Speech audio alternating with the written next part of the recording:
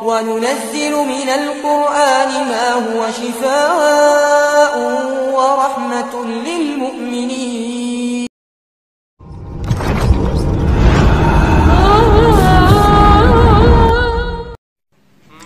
شیطان ہر روز ہر شخص پر جادو کرتا ہے اور اس کی گدی کے پیچھے 3 گریں لگا دیتا ہے اور یہ کہہ دیتا ہے کہ رات بہت لمبی ہے تو سو جا.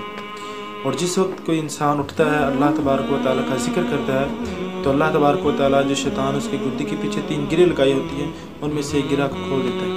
اور اللہ کا ذکر کرنے کے بعد جس وقت وہ وضو کرتا ہے تو اس کی دوسری گرہ بھی کھل جاتی ہے.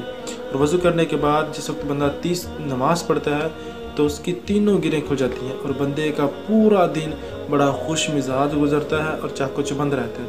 اور جو شخص پڑے رہتے ہیں ان کا سستی، کاہلی، بے چینی لگی رہتی ہے اور دل کے اندر مختلف قسم کے خدشات جنم لیتے ہیں، وسوسوں کی بیماری لگ جاتی ہے.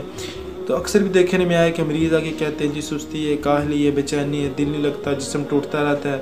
تو ان کی جو سب سے بڑی وجہ ہے رہتی ہے. تو دیکھیں شیطان کتنا بڑا دشمن ہے، ہر روز ہر شخص پر جادو کرتا ہے. تو ہمیں شیطان کے جادو کو زائل کرنا ہوگا، اس سے مقابلہ کرنا ہوگا. تو اس کے مقابلے کرنے کا یہی علاج ہے کہ ہمیں سب سے پہلے اٹھ کر اللہ تبارک و تعالیٰ کا ذکر کرنا چاہیے، وضو کرنی چاہیے اور نماز کا اہتمام کرنا چاہیے. اللہ سے دعا ہے کہ اللہ ہمیں عمل کرنے کی توفیق دے.